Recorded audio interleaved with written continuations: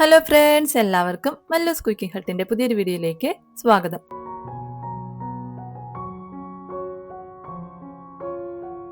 ഓണം സീരീസിലെ ഇന്നത്തെ നമ്മുടെ വീഡിയോ എന്ന് പറയുന്നത് സദ്യ സ്പെഷ്യൽ ആയിട്ടുള്ള പുളിശ്ശേരിയാണ്. അപ്പോൾ വെള്ളരിക്ക വെച്ചിട്ടാണ് നമ്മൾ ഈ ഒരു പുളിശ്ശേരി തയ്യാറാക്കി എടുക്കുന്നത്. അപ്പോൾ ഇതെങ്ങനെയാണ് തയ്യാറാക്കി എടുക്കുന്നതെന്നൊന്ന് നോക്കാം. അപ്പോൾ വെള്ളരിക്ക പുളിശ്ശേരി തയ്യാറാക്കാനായിട്ട് ഞാൻ ഈ ഒരു സൈസിൽ വെള്ളരിക്ക എടുത്തിട്ടുണ്ട്. ഇതിന്റെ തൊലിയൊക്കെ ഒന്ന് കളഞ്ഞതിന് ശേഷം ഇതുപോലെ ചെറിയ കഷ്ണങ്ങളാക്കി ഒന്ന് മുറിച്ചെടുക്കാം. ഇനി നമ്മൾ മുറിച്ചെടുത്തിട്ടുള്ള കഷ്ണങ്ങൾ നമുക്ക് വേവിക്കാനായിട്ട് ഒരു മൺചട്ടിയിലേക്കൊന്ന് മാറ്റാം. ഇനി ഇതിന്റെ കൂടെ തന്നെ 2 പച്ചമുളക് രണ്ടായിട്ട് കട്ട് ചെയ്തൊന്ന് ചേർത്ത് കൊടുക്കാം.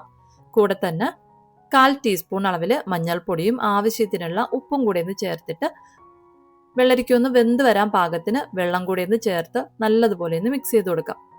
ഇനി നമ്മുടെ വെള്ളരിക്കയൊക്കെ ഒന്ന് വെന്ത് വരുന്ന സമയം കൊണ്ട് നമുക്ക് തേങ്ങ ഒന്ന് അരച്ചെടുക്കാം.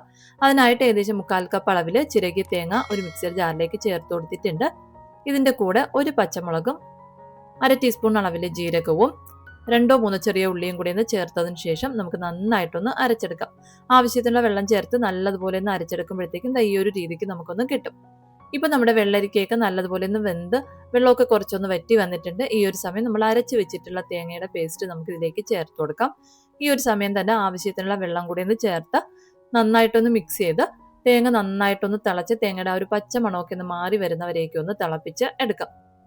ഇപ്പോൾ തേങ്ങയൊക്കെ നല്ലതുപോലെ ഒന്ന് തിളച്ച് വന്നിട്ടുണ്ട്. ഈ ഒരു സമയം നമുക്ക് ഫ്ലെയിം ഒന്ന് ലോയിലോട്ട് മാറ്റിയിട്ട് ഇതിലേക്ക് തൈര് ചേർത്ത് കൊടുക്കണം.